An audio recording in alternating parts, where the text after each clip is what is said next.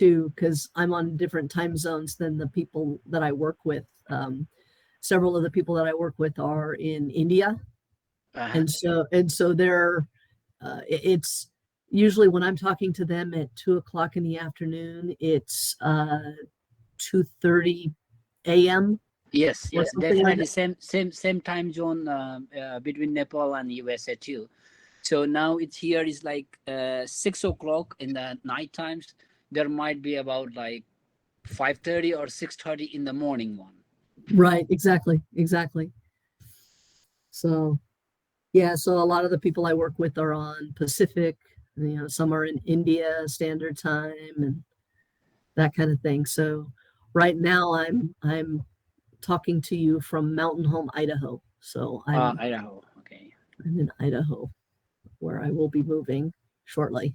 Right now I'm stuck in a motel room. So I let's give saw, it but I'm not gonna make it on time because I'm coming from the school right now. okay. Yeah. Yeah. Well, next week I will be meeting, it will be Group A in the LA campus. So Group A will join, and I will be there for the Monday night class. And I will be there for the Group B meet, and then it'll be remote again. On the road again. Yep. Um, okay. So it looks like almost everybody's here. So I can almost get started. So let's see. I'm going to move this over here. And then I will leave that there. I got two screens up, so if I look like I'm looking off into space, it's because I'm looking at the other monitor. All right, I'm going to share my screen. And like I said, I think almost everybody's here, so I think it's safe to get started. I'm going to start by sharing a window. I want to share the syllabus. We'll start there, right? So we are beginning week 4, right? So week 4 runs from, let's see. Okay, so you can't see when I do that. I will keep doing it that way. Let's hide that so I know what's showing. So week 4, July 18. So this is the first day of week 4, right? So week 4 assignments aren't due until Sunday, next Sunday. I did grade the week 1 through 3 discussions. So grades are posted there. If you have any questions about that, let me know. The what do you call it? The quizzes auto grade. So grades for those you should see. I've been like slammed with all the moving stuff. So I still need to grade some writing assignments. So I will do that as quickly as I can before we meet in class next week. So I wanted to bring that update to you. One of the things that I noticed as I was looking at the discussions, I want to make a reminder that during the live section of class, I will tell you which discussions you can post as discussed in class. Even if we discuss them in class, right?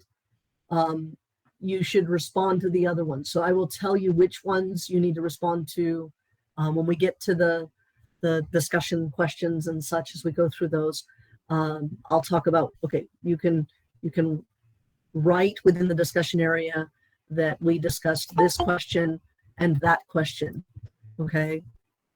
So let me see. I'm gonna try something.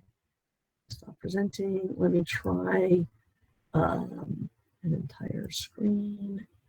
And I want to do that screen. Now let's see if I can do what I want. Okay, so now I'm sharing that.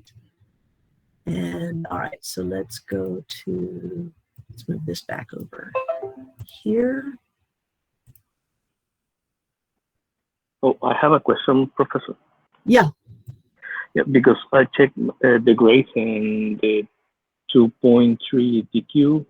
Uh-huh. It hasn't been graded, and I submitted. Okay. So if it hasn't been, I will check back through and verify.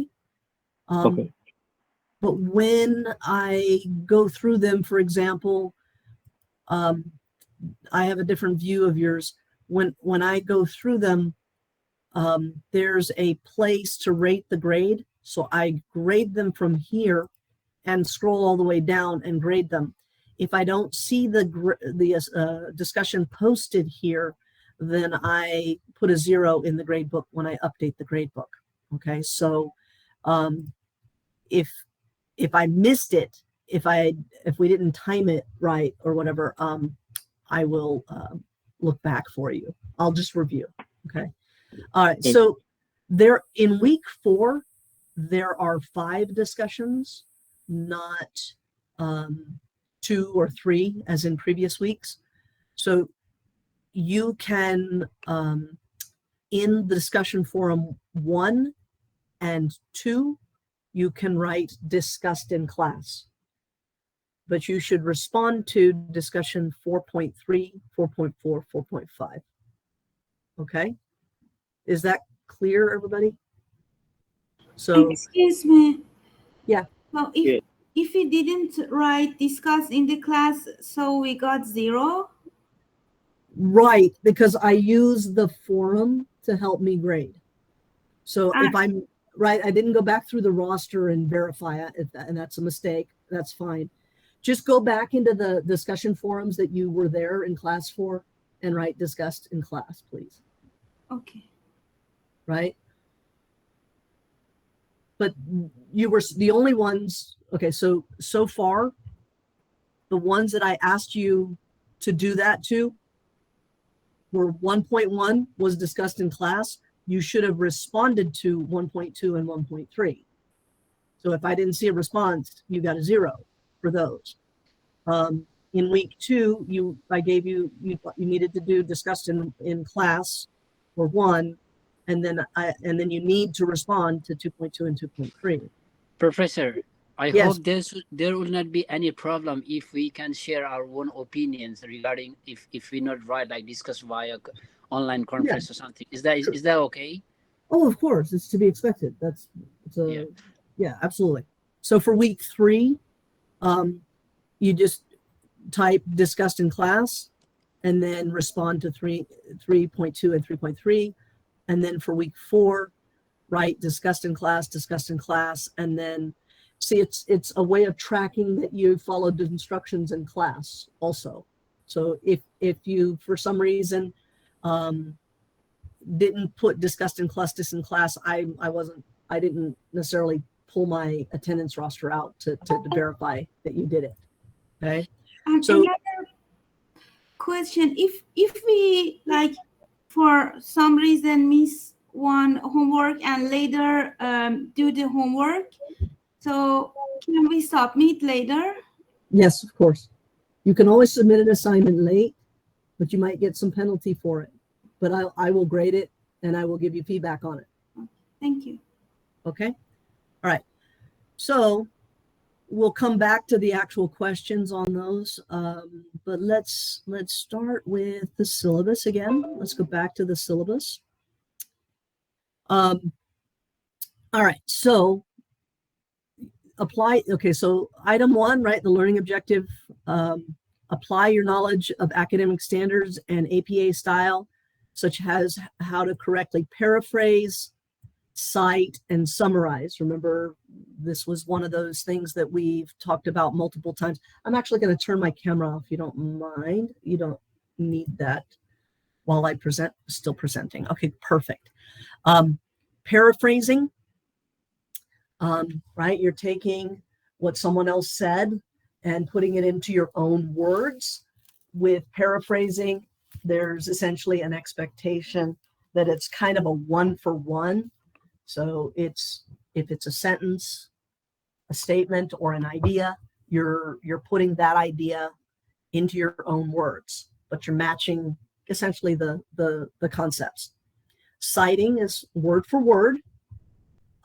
Summarizing is taking something bigger and shrinking it down. So being able to cite, paraphrase, and summarize works by creating in-text citations and end-of-text parenthetical references. So we'll talk about these more. And then you have the quizzes and the worksheets and the guides throughout to avoid plagiarism. Lesson objective 2, identify, use, and references supporting evidence from peer-reviewed sources, correctly citing in APA style. And then lastly, demonstrate knowledge of academic writing and APA by composing short written responses correctly cited in APA, right? One of the things I wanted to backtrack on and just highlight for you is that there are some good videos in here that I'm not gonna, right? Like for example, instructor video, right? Make sure you actually, if you haven't already done so, make sure that you watch the videos, right? So lesson 1 didn't have any videos. We went through the writer guide together on a couple of occasions now. We talked about the teaching writing excerpt a couple times now. There are no videos in week 1. In week 2, there's this instructor video from the Writing Center related to academic writing in APA, right, in 7th edition. So make sure you watch the video. And then there are a bunch of other resources. In week 3, there is another video. Make sure you watch this one, right? And then in week 4, let's look.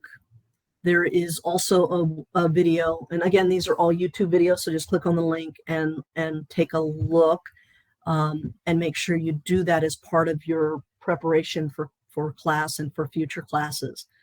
I didn't find page 106 in the excerpt that's there, but we'll talk about integrating quotations, so that's okay. And then there's a bunch of other documents that we've talked about in past examples, the case study example, and citing APA sources. And then there's the research guide as well. So let's start with this research guide. Let me get into another screen here. Okay, so clicking.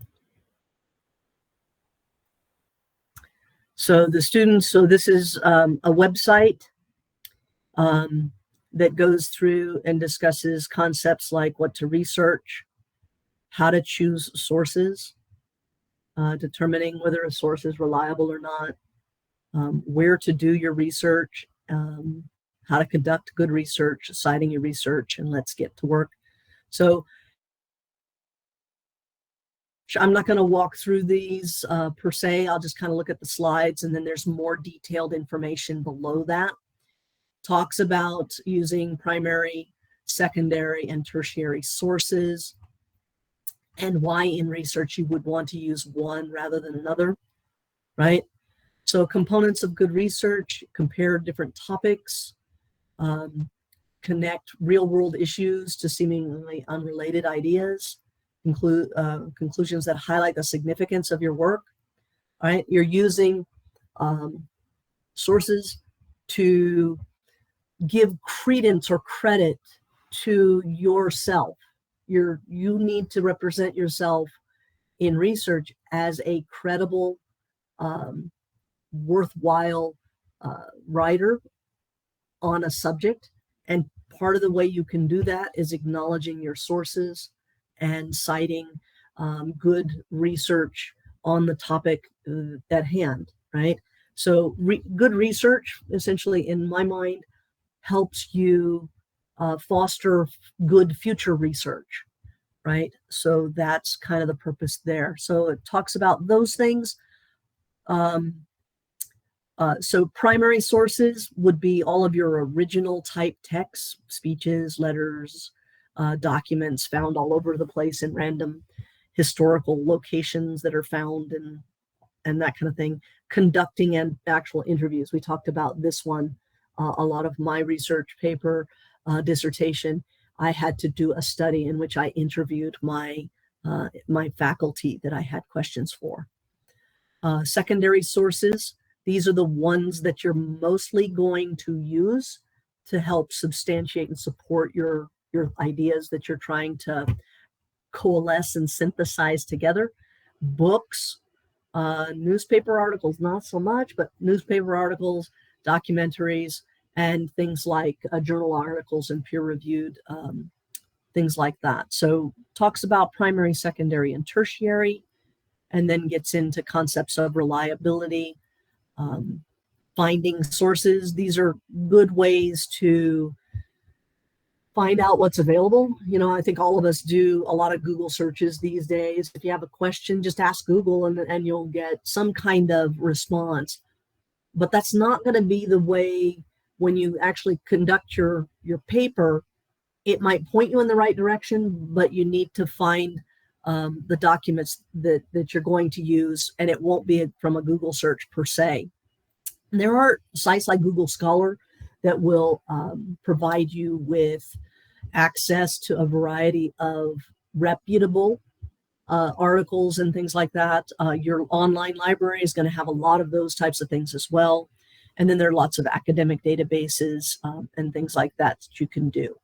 And then, right, so how to conduct good research, right? So make your way through this site. Lots of good stuff there. What to research, choosing sources, determining reliability, and all of that. So this has got some good info, and we can loop back through and talk about some of these things a little bit more as we go along. What I did want to do, let's go back to the syllabus. It wanted to, okay, so there's APA style. All right. There is also a PowerPoint presentation in this week. So if we take a look at this, you have, so your IAU people have put this together. Amanda Davidson has put this together, academic writing, student learning objectives, principles of academic writing, concepts of standardism, plagiarism, identifying different types of citations, and so on, right? And so this is useful if you haven't already looked at this. We've talked about some of these things, so I don't want to, spend too much time on this slide because it would be a big review of the materials that we've already covered, right? This is useful right here, this little 10 steps. Let me back it up. Finding a subject, reading articles, coming up with a topic and an outline, and there's the thesis creator, preparing a reference page. Here's an easy way of going about that.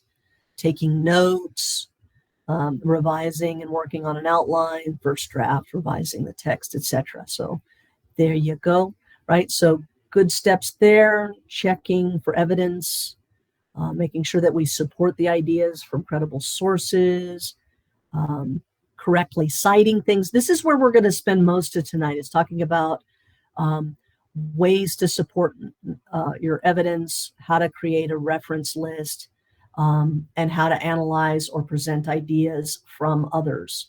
I put together a little attachment, a document that I want to share that has a variety of different things that are important that I want to go over with you tonight. How to develop a case report, and plagiarism, standards, how to prepare a written response, organizing ideas, right? These two-part thesis, the topic and your position. Here's your thesis creator again. And then a bunch of slides on APA. So I'm not gonna spend a whole lot of time here today because, again, I have a different approach to doing that. And I don't want to go over that anymore either. And then, of course, I'll remind you that there's in the class itself, there's the the handbook writing guide 22 PDF that goes over, and we looked at this last time, lots of different things, from types of papers required, the case studies. And then this week, right, the topic it went through from page 19 right here, this APA guide with mechanics, the specifics. We talked about this, and I went over this in class last time through page 23. I know we went over that. I'm going to spend some time with some samples that I brought for today. And then suggestions on whether to summarize or paraphrase, and then information about what to do with books. And we went through this last time as well. So up through page 33. So page 19 to 33 is really the pages, and there's a bunch of samples here. And again, I'm not going to spend time there today. I have another way I want to show that.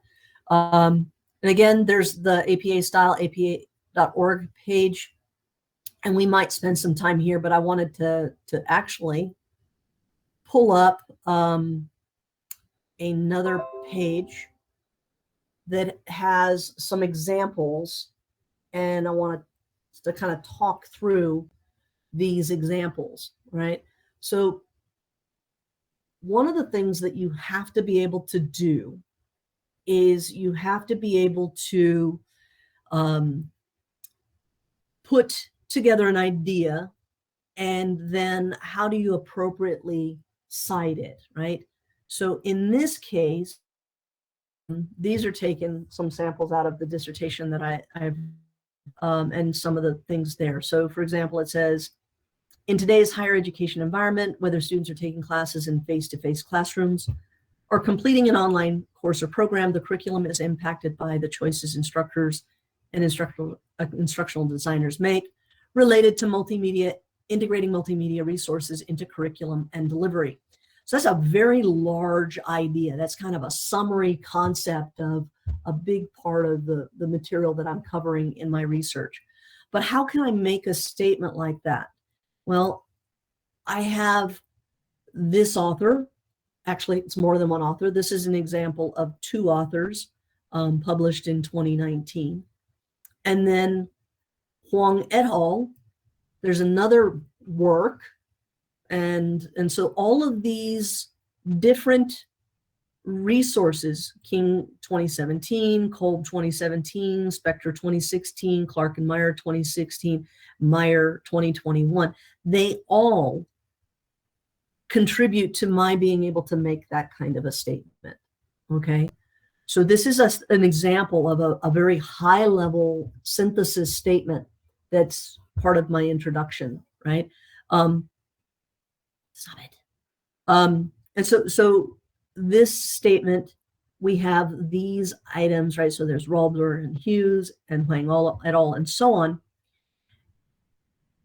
For each of these, there has to be a reference in the reference page. So I just kind of took the things that I was highlighting. References on the reference page, at least in the template that I'm using, is not supposed to be capitalized. It's supposed to be on a separate page.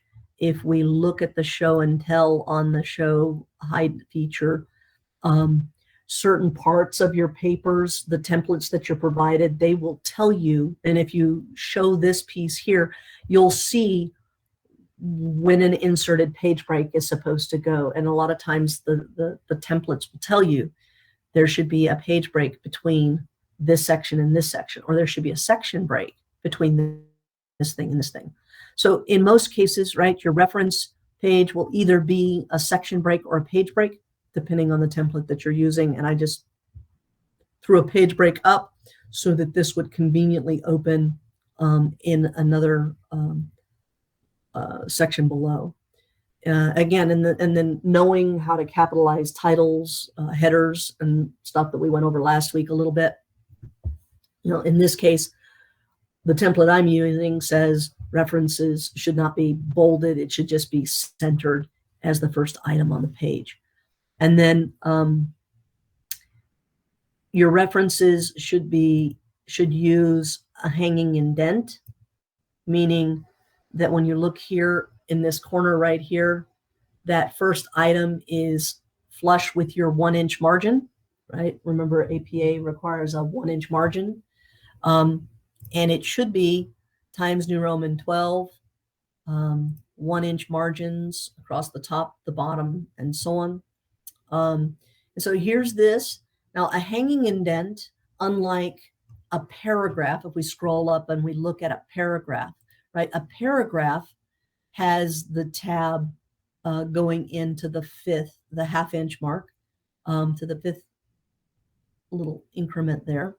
And the outer margin is on the outside. So this is your normal indent, right? With this part being located 5 ticks or a half centimeter or a half inch in, and then the rest on the outside 1-inch margin. Remember that you should not justify. So if we look at the item up here, right, the paragraph is not justified. It's just a line to the left. And then let the text scroll and word wrap on its own. So when you come to the end of the sentence, it should just go there. Now notice it's trying to correct me, and that's the actual spelling of the name, so we don't want to do that. But again, so regular indentation, hanging indent. So notice that the two items are reversed. So the top goes to the 1-inch margin, and all subsequent lines are in the half-inch. So this is a hanging indent. And so what you can see is I've got 1, 2, 3, 4. You can clearly see how many references I have that I'm sharing with you anyway. Okay. So the hanging indent is an important feature of this.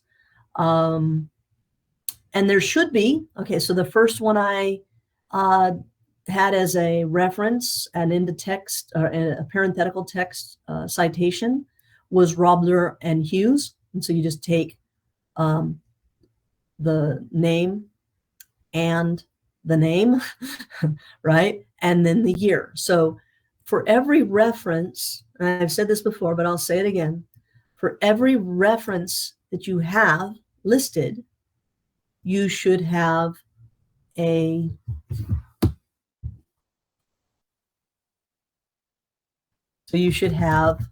a quick and easy way, use your navigation, Control F and to find. You can see I've used that reference 3 times in the sections that I've copied, but you find the author, Robler and Hughes, and then you can see, okay, I've used that 4 times internally, and the 5th time is the reference. And that's kind of how it should look. Huang. Again, Huang et al. In this document, right? So here are the reference according to Huang et al., right? Huang et al. And then here, the bottom one is the reference. Why? Because I've got the paragraphs and the text at the top, and of course the references following that. And then, oops, let me go back up.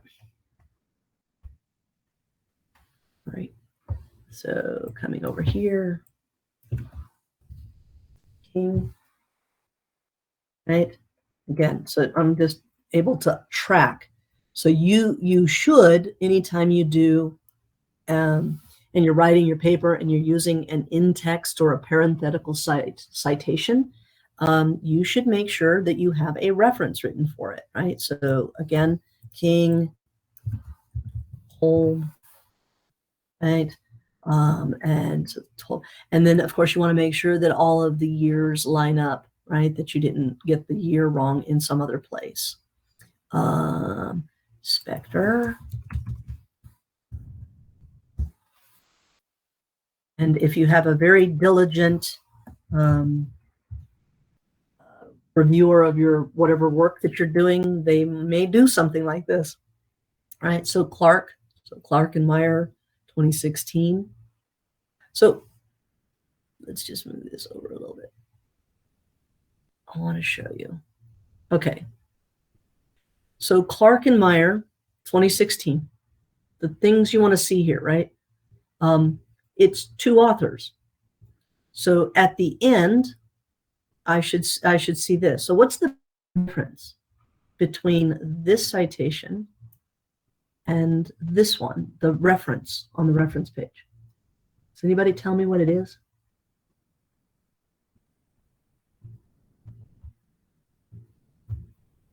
Nobody wants to talk? What was the question, Professor? Okay, so Ram, so the question is, what's the biggest difference between this example right here? I'm highlighting the Clark and Meyer 2016 and the reference over here in the bottom, right? So the as far as I understand, there is a two types of citation. Is it like parametric citation and narrative? okay. So the what you give on the call and the mayor is like a text citation. That's what you are giving on the, if somebody says something, then you are giving the text citation. But at the last one, what you giving that is a full citation at the special, like original source. Where do you get that from? That's exactly right. So there's a couple of layers to what you said that I want to highlight. So one of them is this one up here inside my text is, in this case, it's a part of this parenthetical citation at the end. I'm sorry that I didn't pronounce that good way. That's okay. That's okay. Parenthetical or something, yeah. Right, parenthetical. This one's in a parenthetical note, right? So here, let me highlight another example. So you see right here where it's Kolb, comma 2017, right? That's the note inside the parentheses, but right below it, I have Kolb 2017. So this would be a narrative or in-text citation, right? Narrative citation.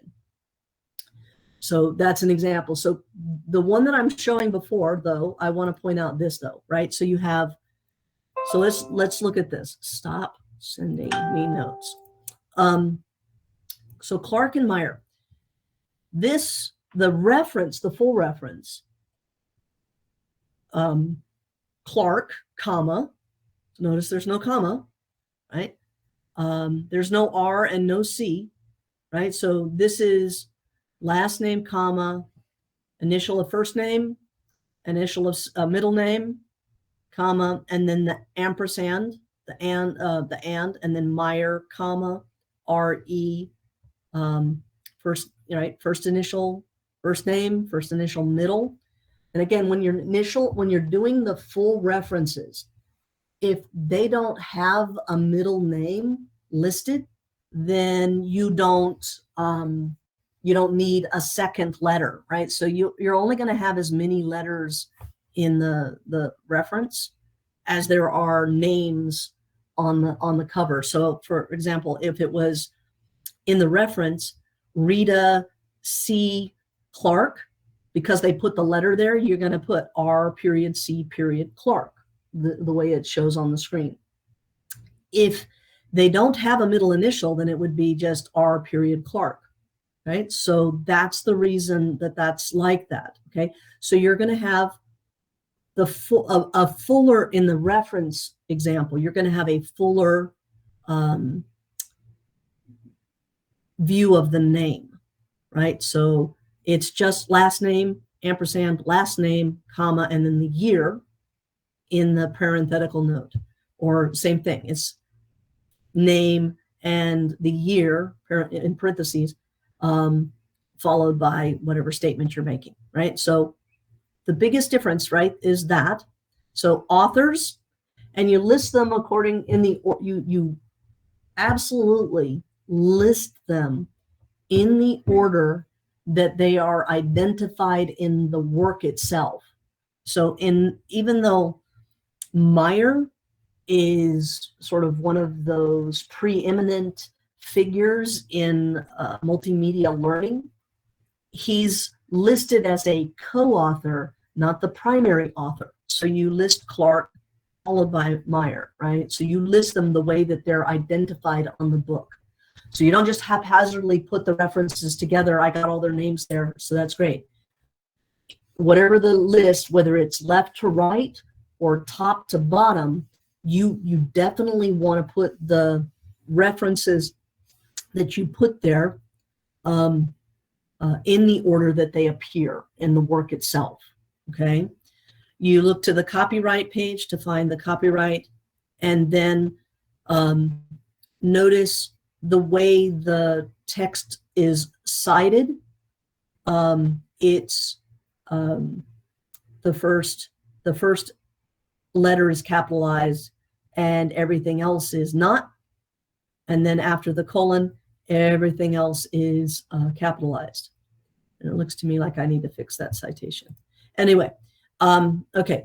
So are you guys following me on the biggest difference between the parenthetical citation or the in-text narrative citation and the reference, right?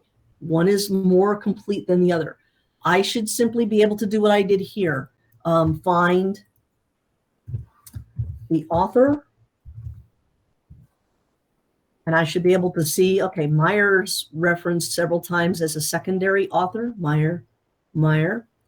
That same work, Clark and Meyer, that I mentioned before, when it's in a narrative and you're listing them, the word is and. Clark and Meyer examined blah, blah, blah. They examined the promises and pitfalls of e-learning, right? So that is spelled out. It's not the ampersand like it is in the parenthetical citation. So when you have two authors, it looks like this kind of every time, right? All right, so going back, I'm looking for Meyer. I don't want all the in-text citations, so let's go down to, here we are. Looks like spacing problem there.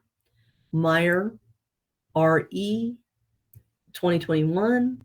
The period, you really should pay attention to where all the periods are. This is a very particular, APA is very particular about how you deal with commas, spaces, the parentheses being right next to the thing, the text that you're writing, in this case, the year. There's no space. There's no space there. There's no space there, right? It's just very particular there. There should be a period immediately after the year. The title of the book, right, is italicized, right? And note, again, the first word, multimedia, is capitalized, and any other words in the title are lowercase, right? This is an example, right? This one is 3rd edition, right? Let the computer itself, the word processor, create this superscript up here with the RD, and then ED, there's a period, close parentheses, and a period.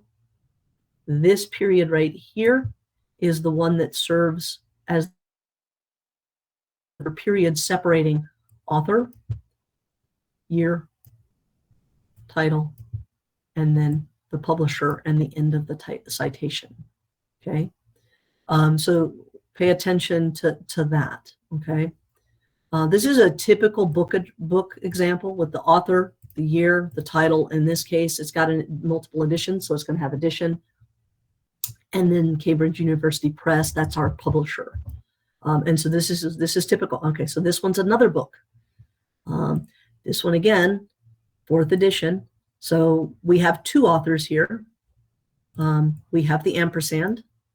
So both the end of text parenthetical citation and the reference citation have the ampersand, right?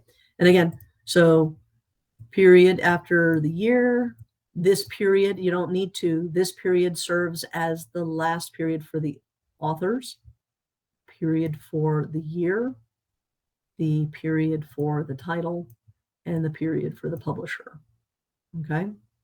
And again, learning in adulthood, that has the lowercase I and A, and then after the colon, there's a capital A, you capitalize the first word, and then everything else is lowercase, right?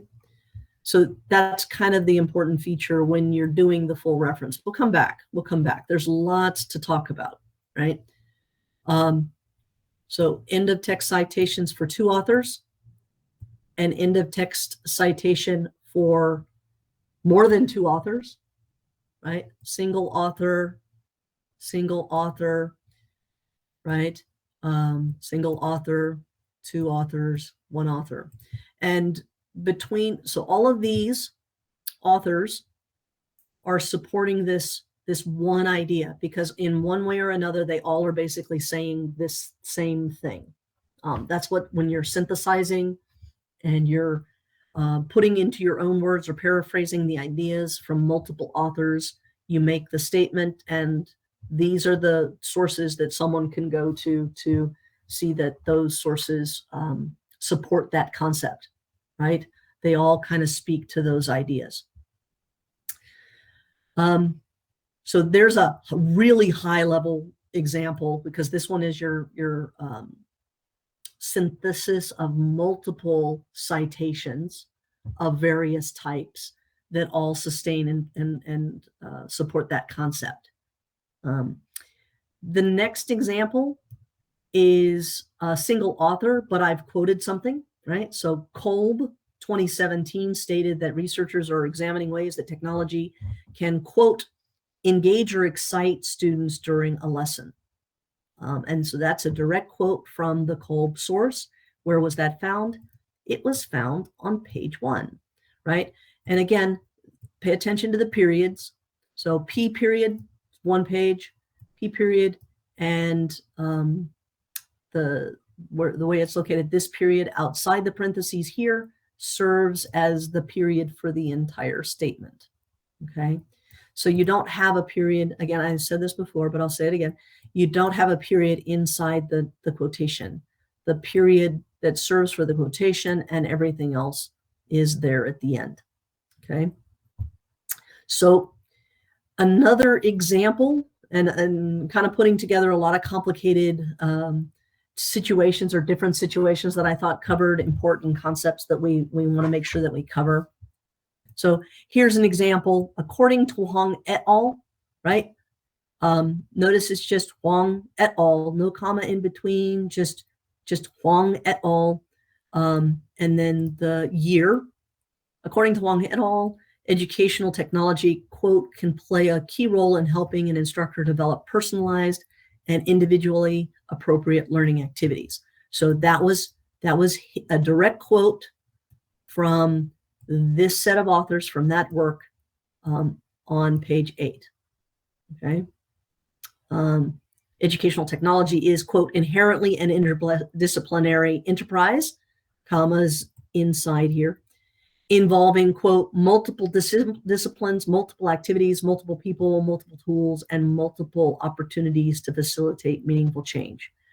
And these 2 quotes are both taken from the same source, and it spans across multiple pages, right? So there's an example of a situation like that. And notice that I had, here's one sentence, and then here's a clause that follows and has a second quote. So you can quote more than once. You don't have to separate them into different sentences. You can do things like this. So I'm just trying to show you kind of what are possibilities for quotations. Another example, Clark and Meyer, 2016, examined the promises and pitfalls of e-learning and suggested, quote, the benefits gained from these new technologies depend on the extent to which they are used in ways compatible with human cognitive learning processes and based on research-based principles of instructional design. Again, a direct quote from that author. This sets a kind of a context. They examined what, and then what are they really having to say about that? So they suggested the following, right? Same authors. Now, I put this here for a reason, because notice this first one is Clark 2016. Within the same paragraph or structure, okay, let's just make this a paragraph. Within this same paragraph, if I highlight their names again, Clark and Meyer, notice that I don't put the 2016. I just identify the authors again. They defined e-learning as, and then I quote, instruction delivered on a digital device and considered a variety of ways that e-learning takes place, blah, blah, blah, blah, blah. All right, so I'm not going to read every word of the quote but anytime you have a quote like this, you need to have the page. So the one thing I want to highlight here is up here, I have the authors, Clark and Meyer, 2016. And here I have the authors. I don't have the year, but it's assumed the year because it's the same work. And down here, all I have is the page. So whenever I identify within the text who the authors are, I don't need to do this, right? See, up here, I just made a statement, and then I quoted a few things, right? So I made a statement, educational technology is blah, blah, blah. Well, who said that? Spector did in his 2016 work on those pages. So, right, so notice that the biggest difference. In this example, the authors are identified, and I just put the page. In this example, no authors are spoken of, just the concept. And this is good to vary both. You don't want to do this all the time. Clark and Meyer, Clark and Meyer, Clark and Meyer. You don't want to have the authors textually or in the narrative form, back to back to back to back. So you want to vary a little bit. You want to have some that mention who the author is and some that do this sort of thing, which again, it brings us to this higher level of statement. So you're thinking about and identifying what it is that you want to say, your point, the essence of the important thing that you want your readers to understand, without burdening them with all of the authors. So I don't want to say in something like this, I don't want to say, oh, Rother, Hughes, Huang et al., King, Kolb, Spector, Clark, Meyer all agreed that da-da-da-da. No, I just make the statement and then I identify the authors that you can find substantiation for that within those works. So again, here you have a reference to the author and just the page. And here there's no reference to an author, and you have the specific source and the pages that are being quoted. Anytime you quote anything, right? Anytime you quote anything, you need to have this part. Within the parentheses, the only time you need this part, right? The authors, is if you don't reference them in the statement that you're making, the paraphrasing or the summarizing, okay? So again, authors, same authors within the same paragraph, no year. And because you've mentioned the authors, all you need is the page. All you need is the page, okay? Here's another example of a little bit slightly different, but you have a couple of references in a couple of different places for different reasons. So here in this example, integrating multimedia into teaching, learning, and performance is influenced by theoretical perspectives of human development and learning. The ones that are focused on those, the theoretical perspectives of human development and learning, that's Rother and Hughes and Huang et al. And Spector 2016. And then here, I'm making a distinction as well as adult learning perspectives, and this author's included because his focus is there too. But now the ones that focus on adult learning perspectives would be King and Merriam and Baumgartner. So when we talked last time about collecting works by keyword or concept, this is the kind of thing I'm thinking about. So concept, adult learning perspectives. So andragogy, learning, adult learning, and anything that falls into that category. You collect the authors that are focused on that type of thing, and you can create a multiple author citation or multiple work citation like this. Want to point out, don't forget that semicolon to separate each of the different works, right? So that's one work, that's another work, and that's another work, right? So there are 3 in this one, and in this example, there are 3 also, right? So that's another thing you can do. So again, like in any kind of writing situation, you might have multiple lists, perspectives of human development and learning. That's a broader category than adult learning, right? And these works here focus more on the adult learning side of learning rather than human development. An example, just a highly, I'm not quoting anything, so all I have is Bandura, 1997, argue the beliefs more than truth guide goals, decisions, and actions, right? So just a statement summarizing what he said, but these are my words, not his. So I don't have any kind of page number or anything like that. So here's an example of a paraphraser or putting his words into my own and enforcing that idea, right? Again, this is just another example of a paraphrase. With, in this case, two authors, Schral and Olafson, examine the challenges and solutions when assessing teachers' beliefs, noting that teachers hold a variety of beliefs about educational issues, including learning, instruction, and pedagogy, right? So just taking their words and putting them into my own, and all I'm doing here is acknowledging what they had to say, so that someone who wanted to know more about this particular concept can go to find that work. Again, another example of an author, multiple author work, right? This one, they noted that teachers' beliefs span 60 years and over 700 empirical studies that suggest additional research is needed to explicate the relationship between teachers' pedagogical beliefs and their use of digital resources. This is kind of the essence of my study, is related to this. What do teachers believe about multimedia integration?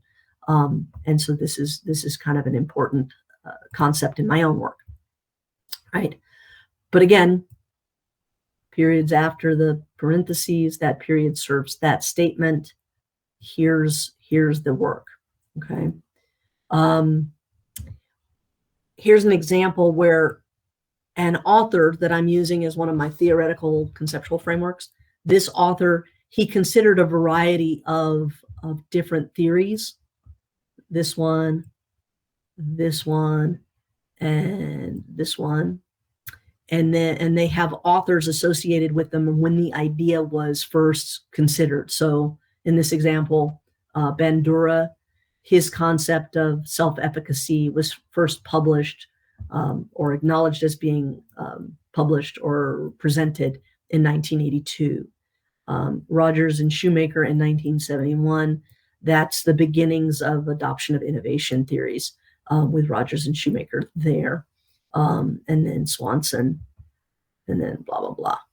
His work looked at these different theories, and then he suggested that the convergence of these findings in disparate areas of research laid the foundation for his own research, right? So here's an example of, taking an author who he has a well-known theory, that the technology acceptance model, and to develop that model, he took parts from this one and from this one, from benefit and paradigms. It's hard to nail down. So notice I don't have any authors associated with that because it's been around.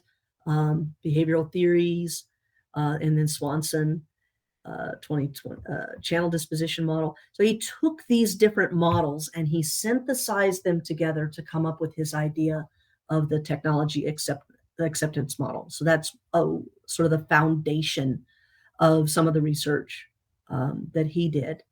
Now, later on, notice this is another reason why I have this here. So Davis, this was in his work, and there's another work by him that was also published in the same year, but he had other co-authors, and we'll look at the reference in a minute. He examined the resistance of users to adopt computer technologies, finding that perceived usefulness strongly influences people's intentions to use technology. Right, so that's kind of the foundation. Now, this set right here, these are just examples of, I have to, in my own research, I have to have a definitions section. And I just took a couple of them out of the definitions section to show you kind of how they were presented in my own work. And it's, depending on your template that you're using, it might differ a little bit, but so the term I'm defining, I've highlighted by italics, and then quoted. Now, the reason that, I have more than one author, so one author supports this same piece, but the quoted pieces can be found in this one, right? So useful little look there. Affordance, what does affordance means? Well, in the concept of educational technology, it means that is which is made possible by technology, and that's quoted from Spectre. So I used a combination of quotes and multiple references. Andragogy is the art and science of helping adults learn, right? So that's got the author, the year, and the page that quote comes from. And andragogy includes the theories and approaches to learning and instruction specifically aimed at adult learners, right? So that's the way Spectre defines it. So combining the two comes up with my simple definition for andragogy. Asynchronous, right? It's another term that I need. So again, I'm quoting some pieces. And where I've quoted, I have the page reference. So the quote that's used here comes from the Lever Duffy McDonald work on page 341. And then the next work, supporting these same types of concepts, or the similar language, they use similar language to describe what asynchronous means.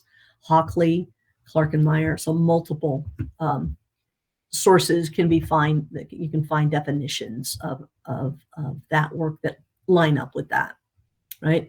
And so you kind of have to, again, those key words, those key concepts, if you find them in multiple sources, it's to allow you to synthesize a reference like this, where you can show multiple authors and resources are saying the same thing.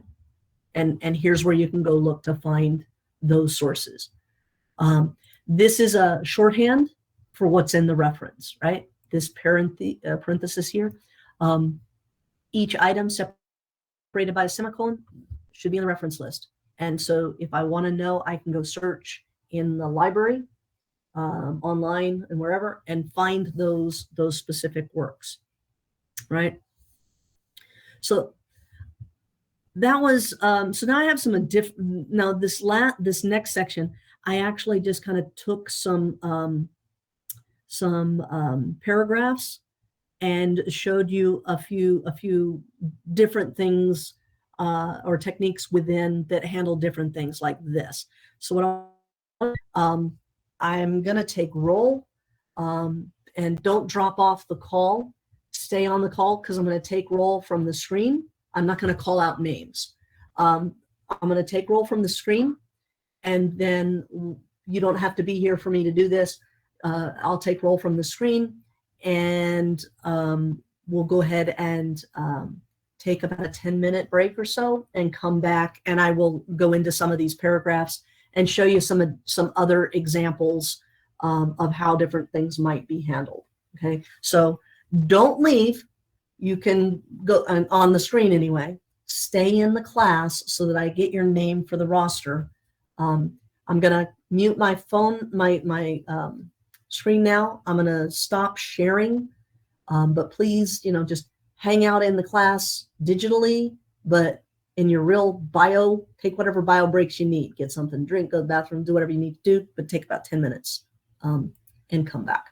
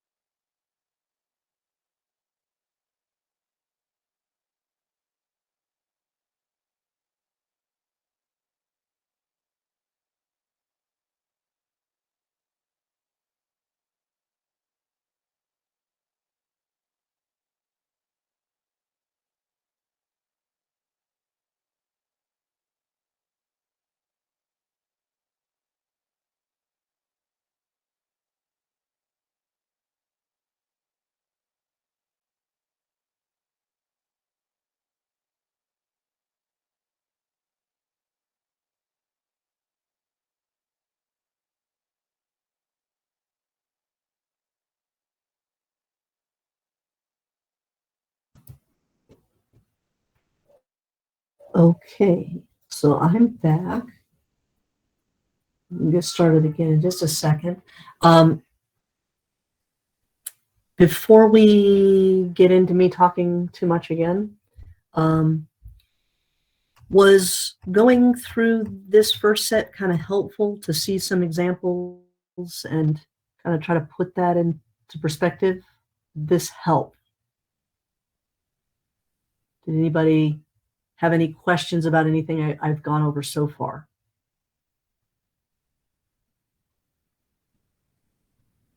No questions? No, Professor, I have a question. Sure, Ram. Ask away. Like, I saw that a lot of refreshing styles and the paraphrasing style on citations and the refreshing, but I do not understand one thing. So let's come to the first. If I write something through there, do we need to do adjustments for the paragraph, or we just write as the left from the left side? That Okay. So the examples I have provided here, yeah. at least at the first part, these are just individual sentences and sometimes a couple of sentences taken out of larger paragraphs. So these are individual examples. So if this were a paragraph, I would have it indented. So I'm really, these were just example sentences. And so I wasn't concerned about indentation. So that's the first set, right? This one here was most of a paragraph, if not the whole paragraph. Okay, so I left the indentation there, right? And again, just a sentence, sentence, sentence. So I was trying to take and divide them basically by examples of specific examples. All right, No, so like I think that was not my question, Professor. For example, if you write something in a paragraph, let's say I'm writing one thesis, okay? But I'm going to write on everything, but I start from writing from the left side, right? From the left. So do I need to adjust it like as a whole pages for the whole paragraph, or I can just go ahead like writing, but no need to adjust the file? I mean like the paraphrasing or like paragraph or something. Okay, I'm not sure I understand the question then, because let me, can you show me one example that's, I haven't seen your screen at the moment here. Okay. Do you have, like, yeah. I'm not sure I understand. Okay, I will try to answer that. I will think it through and see if I can answer that question. I'm not quite sure what you're asking yet, but I will try.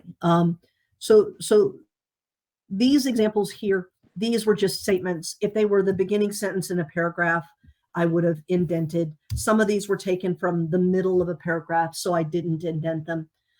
These, because of the definition sections, these were highlighted. The bullet identifies a different. Professor, I haven't seen the screen from your sides. There is Okay, nothing in the screen. Yeah. It's just a let black me one. stop. Let me stop presenting. Yeah. And let me start again. A window. That example, share. Yeah. Because yes. Yeah. Okay, you must have come in after I did something. So let me backtrack. Okay, so the first examples that I gave, again, I'll say that these were often taken directly out of a paragraph and weren't necessarily the first sentence. So I just kind of took a sentence here and a sentence there. You didn't see any of the screen before, Rob? Now I know I saw that one. That was my question. Like let's say like you say like here calls 2017 state that researchers are examining, right?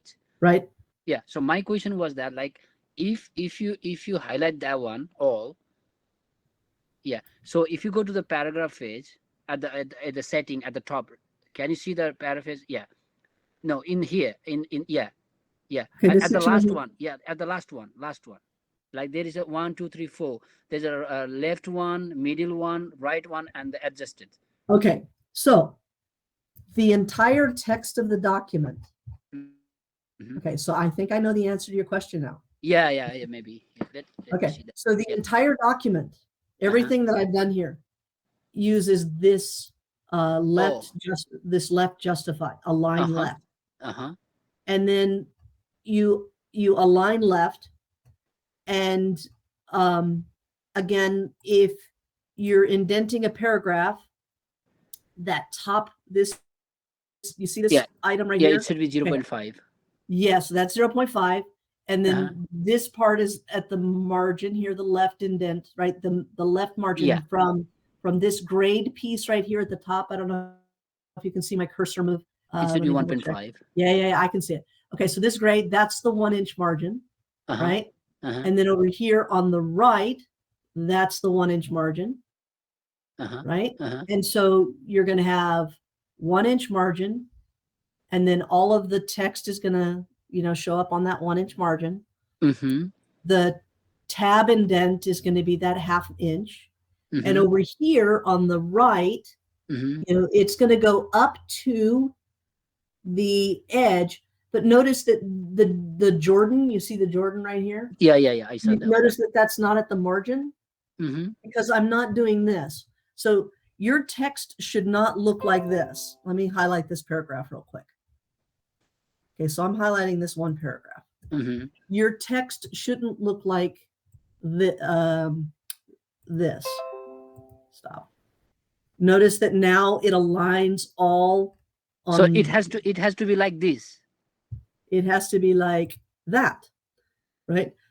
So okay, like that one. the left margin is always going to be at the 1 inch with the 1/2 inch for the indentation. Okay. The right margin, it's going to go up to, not past, but up to it. But depending on where the next word, Mm-hmm. see the next word, when I put a period here, Mm-hmm. the next word is too long. It has too many letters in it to fit to that margin Mm-hmm. on the right. Mm-hmm. So you're going to do what's called left justify, right? So Okay. this paragraph is a line left, right? The Mhm. right margin is going to be kind of free and easy. Notice you can see the highlights on the right where it doesn't go all the way to the margin, right? Mhm. But if you look, for example, right here, significant obstacle, it Yeah. does what they call word wrap. Yeah. It takes this word obstacle, and if I start typing,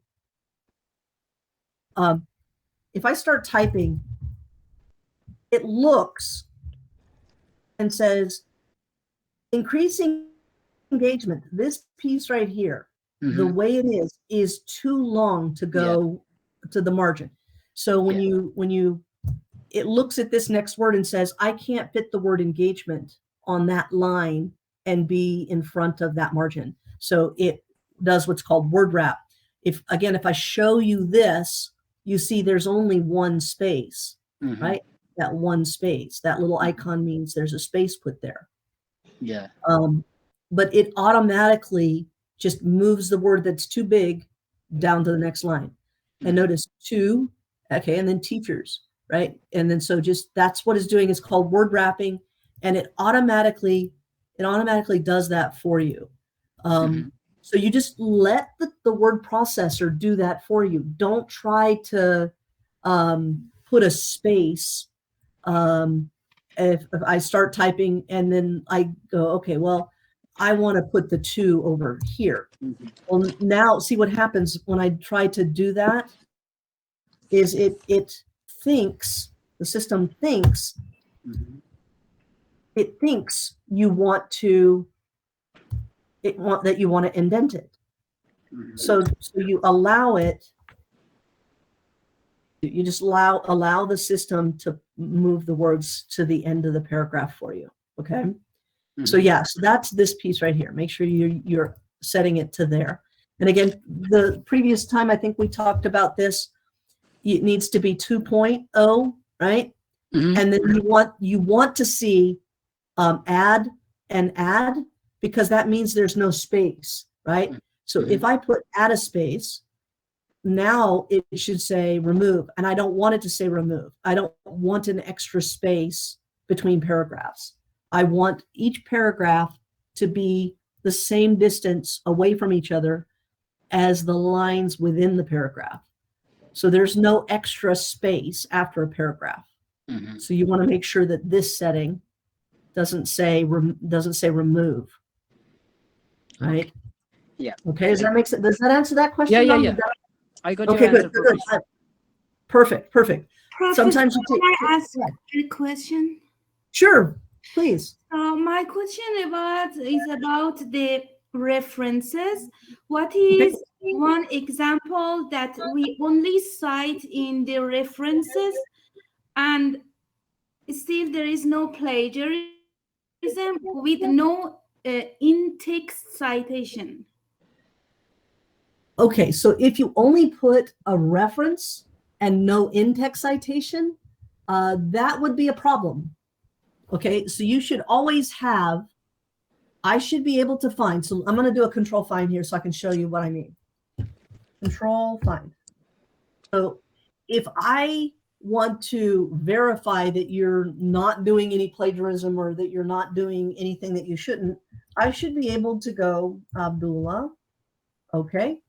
I see 3 in-text citations, one where it's narrative, and that's pretty much it. There's just the one narrative. There's another narrative. They must be in the same paragraph because 2016 is there, but not in those. So it's okay, right? So I've got one reference and narrative. I should be able to do this for every single one of the references. All. So at this time, I see the previous page you were explaining. Okay. Do you see the reference page?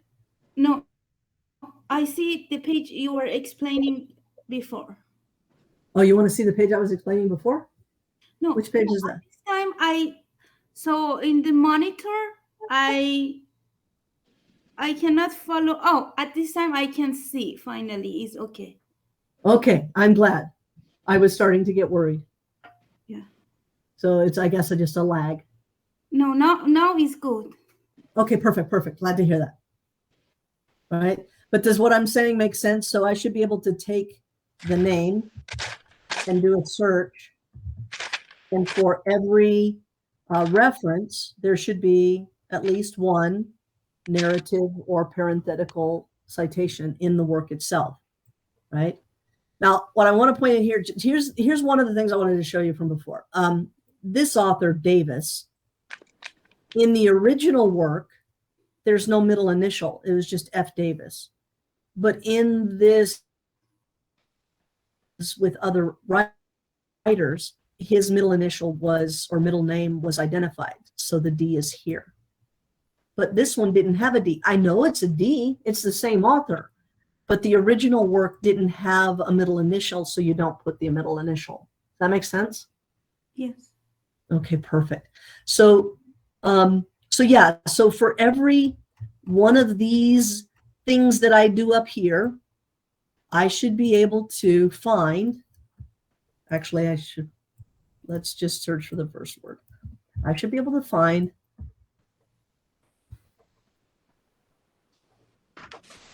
several in-text or one or more in-text citations, and then the external reference, right? Right.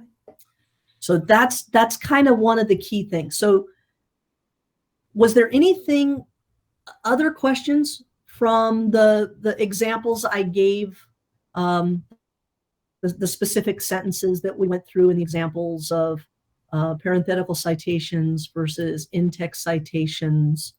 The number of authors matters, right? 1, 2, or more.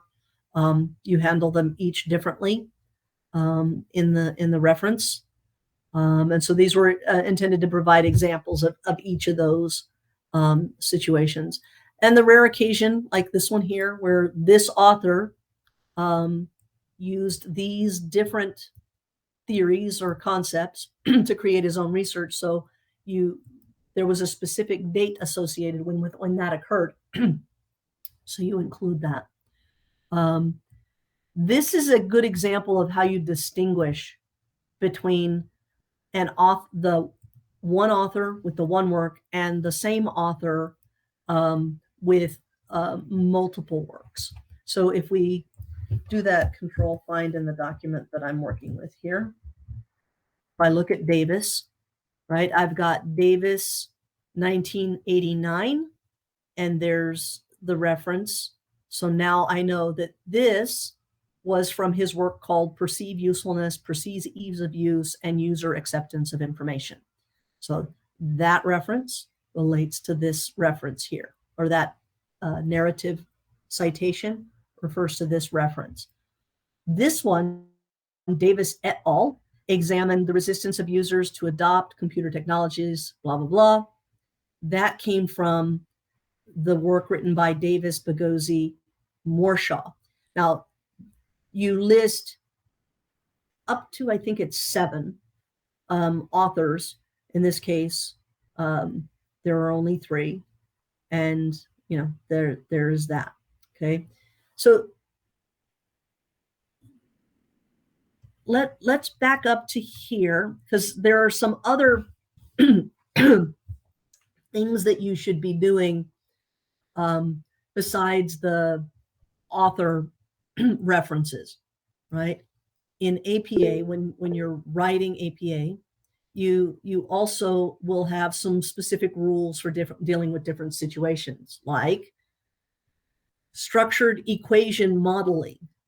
Well, that's a term that he uses, and then throughout the rest of the work, or anytime I might use the word, instead of saying structural equation modeling, I can use the SEM. And if I had a reference to this later on, I wouldn't even have to put in reference SEM. So notice here's a SML.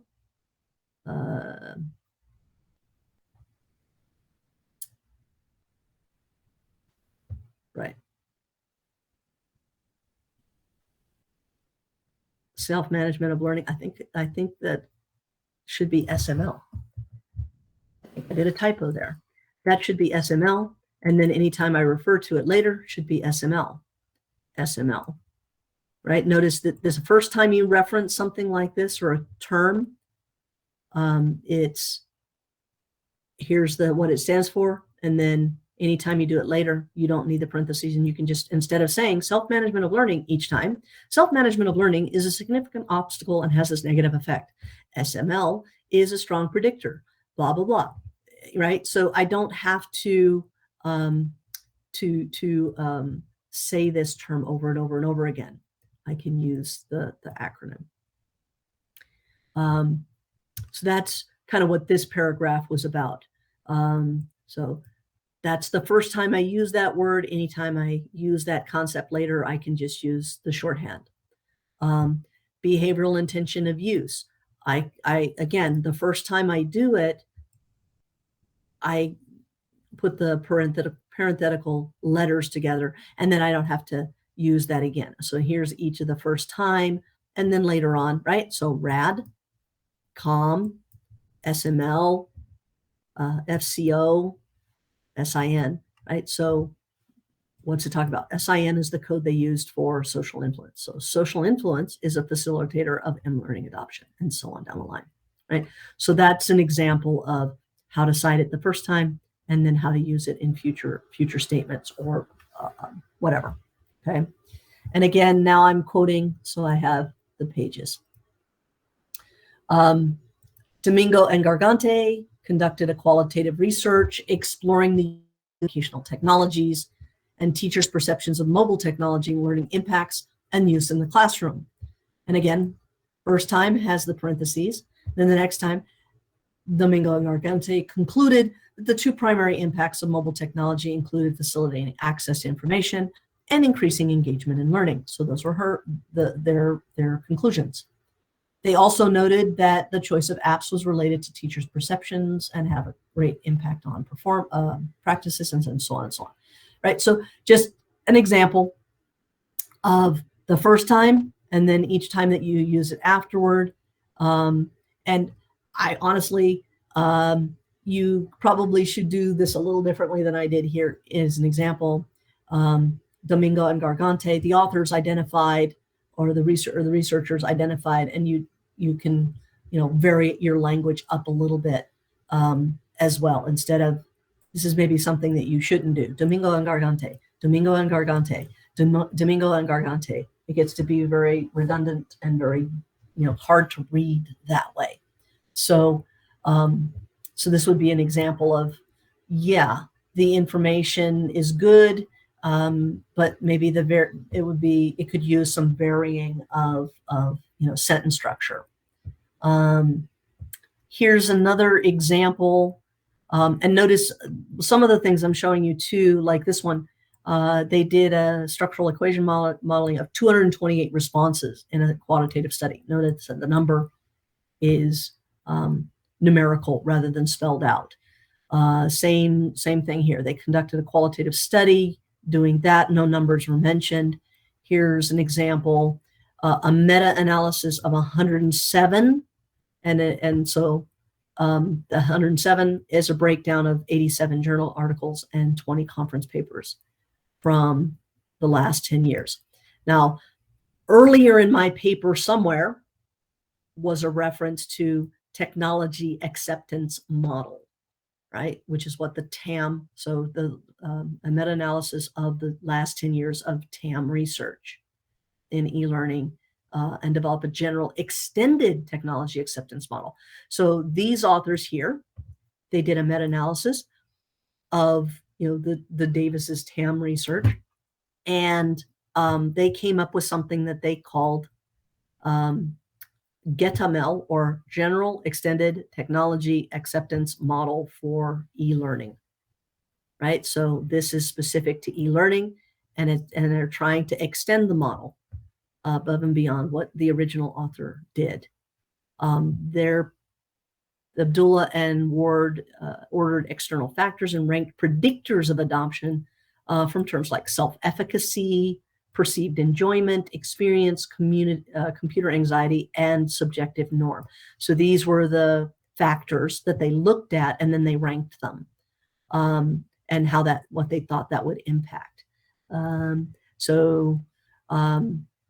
The authors identified commonly used external factors that were in the different studies to predict adoption, and ranked the strengths and relationship between the factors and TAM constructs. So TAM is one of those things that's built on perceived usefulness, perceived ease of use, and intention to use. Those are the three primary constructs. And so that has that, but well, they added some new ones. So they added attention, leading to changes in attitude, etc. So this is a way of, I'm trying to bridge from the technology acceptance model to other things that try to adapt it or extend it, and what are they looking at? And so taking and trying to synthesize the concepts and grow upon them. So there's an example. So this is part of a literature review, right? So I just kind of took some random paragraphs. There was no specific purpose to them other than some of the examples, and I just kind of threw them together in paragraphs. These actually came out of very different sections, and there would have been a lot of different leading materials in front of and behind as well. So I just kind of threw these paragraphs because they highlighted a couple of unique things. Greta and Yadov conducted a study, 19 elementary and secondary pre-service teachers, where, and then what are they trying to do? What did they use? So here's an example, TPB, theory of planned behavior. The word itself would have been used before with the parentheses TPB, and then after that I can just use the TPB throughout the rest of the work. So an example, media and information literacy, MIL, and then they found that most pre-service teachers demonstrated positive attitudes about how students' learning could benefit from MIL, media and information literacy, right? So some skills related to that, etc. So that was one of the concepts that I wanted to show you is how to, the first time that you use a set of terms that has a shorthand, and then later on how you use that shorthand. I've shown multiple examples of quoting, more quoting. So here's another one, ICT, so information and communication technology use, blah, blah, blah, blah, blah. The quote, the single author, the year, and the page. This is an example. I wanted to show you this. Now, this is a direct quote from somebody else, right? So they suggested that network-based technology can contribute to, and then this is how they listed it. So this is a good example of listing when you've got a number of things that you want to highlight. So 1, experiential learning, 2, learning motivation, 3, enhanced student achievement, 4, authentic materials for study, 5, greater interaction, 6, individualization, and then 7, individual independence from a single source and global understanding. So just wanted to highlight, this, so numbering. And again, this is a direct quote. So this is exactly what that author had to say.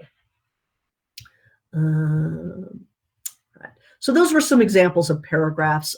Just, again, they came from multiple different sections, but highlighted a couple of useful concepts that I wanted to make sure you saw examples. And they were just more examples of quoting and paraphrasing and using multiple authors for different situations.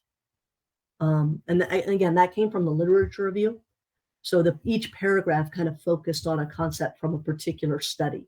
So there was basically one paragraph for each study, and focus on the topic, what was done, where it was done, when it was done, why it was done. So take your, what is that?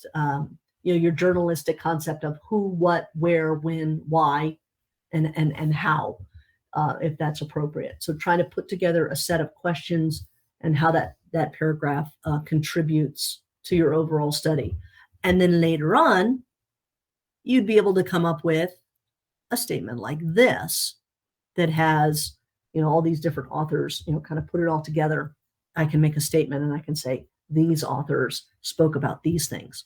Or I could do another one like the one that I had, this one here, right? I could focus on the keyword and then put together all of the sources that align to that keyword. And then the next keyword and the authors that align to that keyword.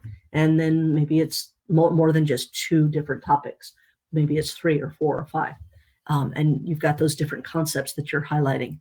And then the authors that they have concepts within that keyword element, right?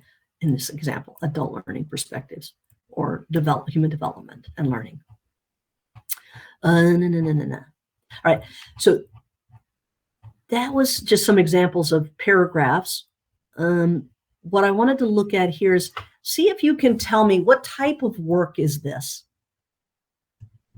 This first one, Abdullah and Ward. What kind of work is that? Can you tell from the way it's set up? Anybody? Is it an online journal? It is a journal. It may not be an online journal, but it is a journal. And I can understand how you might think it's an online journal because you have the DOI value here. So again, if we... That's an hyperlink, right? Right, it's the hyperlink that we talked about before. I'm going to pull it up on another page. Right, so it's a hyperlink to it. And if you have access to the journal, you can, or the page, you can view the PDF and kind of go through. On an example like this, it's often going to take you to a website where you can see the title, you can see the full-length article, and in some cases it'll have, this is a really useful thing to read. So when you're online searching for articles and such, read these abstracts, because, okay, so here's an example that this is exactly what I was talking about before, to identify the most commonly used external factors of technology acceptance model, TAM, in the context of e-learning, quantitative meta-analysis of 107 papers. Notice I rephrased some of that and used some of the abstract language as part of my literature review.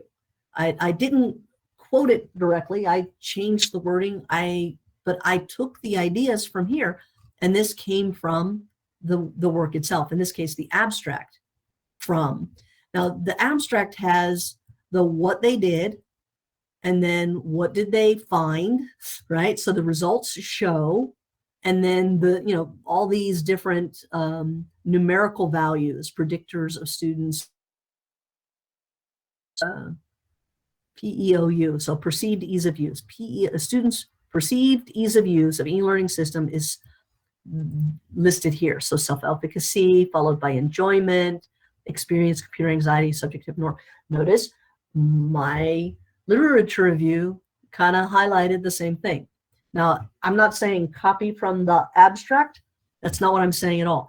But often, because an abstract is a summary of the work that you're looking at, it will provide you many of the details that you need to include in your own literary analysis. So that hyperlink, in many cases, will take you directly to something really useful. So let's click on the DOI to the next one. And it takes us to,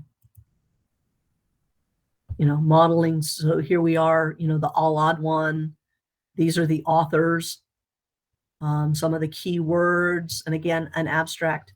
So a lot of times when you're searching through the Learn library and you're looking at resources and such and deciding on whether it's useful or going to help you, reading this abstract is a good place to get started to know whether it's going to be aligned to the topic that you're actually wanting to cover.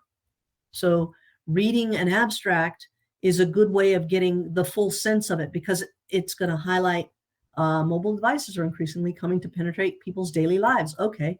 M-learning is viewed as key to coming era of electronic learning.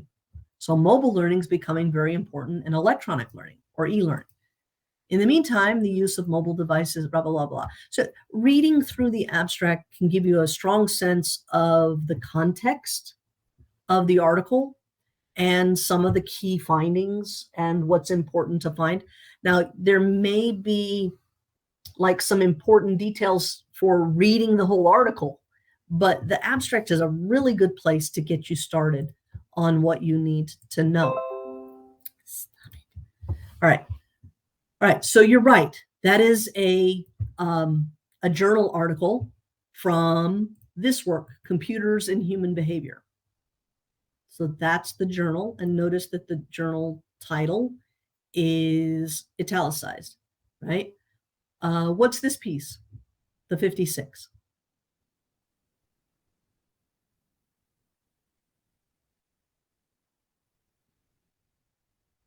Anybody want to share or guess? What do you think it is? Is it a volume? That is So the let's take, volume. Yeah, that is the volume. right. So if we click back on that link, what we'll see here is volume 56, right? March 2016, and then where the pages are in the journal. Okay. So if I click back over here, right? So let's look at this page real quick. I want to look at this page because this is the key to putting together references. You're going to start with a page like this. Here's the title. Now, they don't follow APA guidelines on websites. So the title appears as, you can't see this. Why can't you see this? You stop.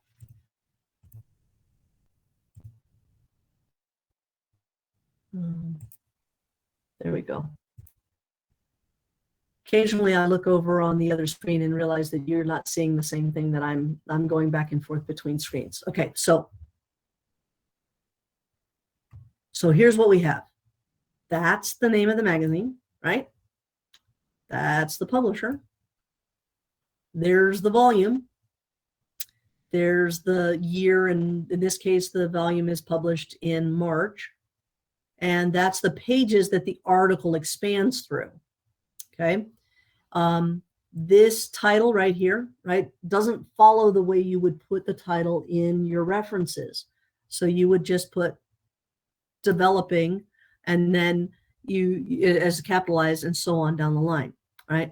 And then again, so there's highlights, right? So sometimes on the website, you can do a quick scan, technology, external factors of of technology acceptance model. What are they? Effects on students' perceptions, results of the study. And then here's the abstract and the specific results itself, okay? So on a page like this, you can gather all of the things that you need for your reference. So Abdullah F, Ward R. Nope. Finding the page again. Okay, here we go. So author, Abdullah, comma, F. First name's the only one that's shown, right? Abdullah, comma, F, period. And then Ward, Rupert, first name is the only one shown. Okay. So that's what we put. Abdullah F from left to right, and then Ward R. So this is the primary author. This is considered the primary author. So that's kind of important. The placement, again, the placement of the authors in relation to each other. Which comes first? The one on the left, the one on the top. Hold on. Let me fix my screen. If they're going back and forth, the computer doesn't like, Google doesn't like that. All right. All right. I'm going to stick to the reference page, but from that one example, the link out, you basically you have left to right the author, and then this piece right here, developing a general extended acceptance model.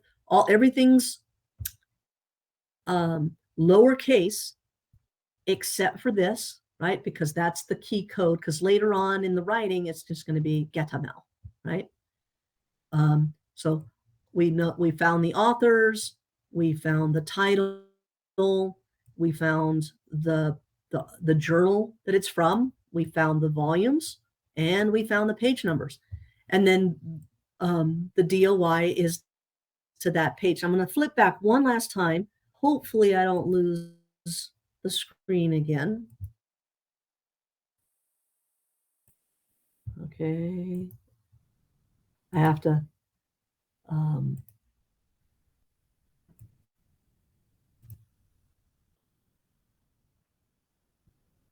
keep going back and forth. So on this page that we got to from the DOI, okay, so here's the DOI even, right? So you're going to look for authors. That's going to be the first piece. And again, left, this is considered the primary, left, right. And if there were more, you would go left. The way they're organized. And that's how you would list them in the reference. And we have the title, right? And then we have the journal title, the volume, the year it was, and even though it says March, you don't need the March, you just need the year. And then the pages that you're going to find the article on. And that's what it spans from there to there. Now, if you take a quote from a specific page, because you have the actual article, then you would do the specific page. But the reference has the whole span, right? The reference has the whole span. And then the DOI. So you have all the information you need to create your reference in this first top part of the screen. And so that's kind of whether it's in the online Learn library or whether you manage to find the DOI that takes you to the direct article, all of the information that you need is right in this page, in this beginning part, before you get to the analysis, the keywords that fit within there, and then of course the opportunity to purchase a PDF or whatever. Now in my case, I got the original information I got was from the library. It wasn't the Learn library, it was a different library, but I got it from the library. And that library sent me here. It had everything I needed, but it didn't have, I don't believe, this DOI. Some sources may or may not put it on there, but this page itself does. So I can always come and collect it from here. Okay, Now let me go back to let's stop presenting again. Actually, I think this will work. Okay. Doesn't like the switching of pages. So I'm going to stop presenting. Start again.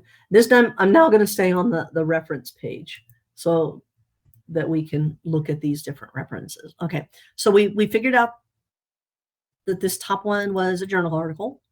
And by going to the DOI, I get all the information I need, and I can verify that I've done this reference the way it needs to be, right? So authors, period, year, period, title of the article, period. Then we have all the details about the journal. So the journal title, comma, volume, comma, pages, period. So the period is all the details about the journal. And then you just have this DOI out by itself. Now, because I clicked on it, it changed colors. But when you do it, you can always flip it back. Or you can do what I do. I don't click on the link. I can do this. I can go for link. Okay, so if I want to get rid of the purple, I can remove the hyperlink, click a space, and it flips it back. Same thing here. Remove the hyperlink, space after the thing, and then it'll bring it back to what it should be. It should be in your presentation, the document, it should be blue, right? It should be blue. It shouldn't be purple. It should be blue. All right, so the next one, what type of reference is this? The all odd one.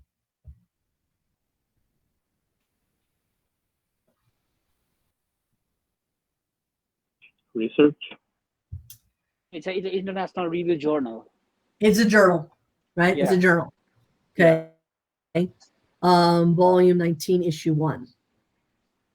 Yeah. Okay. So this particular one, this top one only had a volume. Mm-hmm. So all of the issues are in one volume. Some journals will have an issue, a volume 19, but they might have multiple issues. Yeah. So let's say in this example, this is the first issue in volume 19 in 2018, right?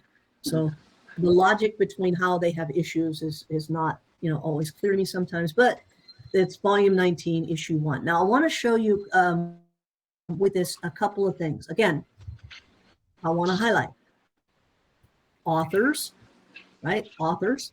So that period serves for all the authors. Then year, separated. Title, separated. Again, this article has a subtitle. So the subtitle, colon, capitalized, and then the period at the end. Now, notice that the titles to the journals don't follow that process, right? Journal article, the titles to the journal articles follow the old standard, which is capital C computers, lowercase in or prepositions, right? And then human, capital H for human, and capital B behavior. Same thing here, capital I for international, review of, prepositional phrase, in, and is your conjunction. And you capitalize everything except for these really small words. And APA has a kind of a list you can follow. It's pretty easy to figure out. Often when you click on that DOI, it will show you how to capitalize or present their title of the journal, and so you can mimic that. All right, so we had now all the information about the journal, right, is on up to this period. So the title of the journal, comma, the volume, and notice that these first two pieces are italicized, and then the issue and the page numbers are not. So the issue goes right up next to the volume, but you switch from here. If you look up at the top where the I is, that's italicized. But if you look at the parentheses, that it's not italicized. So the break from italics to not italics is between the volume and the issue. And so then these they're not italicized, right? But that period serves as the separator for all of the key pieces of the journal. And then here's your DOI, right? And again, clicking on the link will take you there, and you can confirm that all this information is exactly what it's supposed to be from the website page itself, right? All right. So what's this one? Clark Meyer 2016. What is that? What does it look like?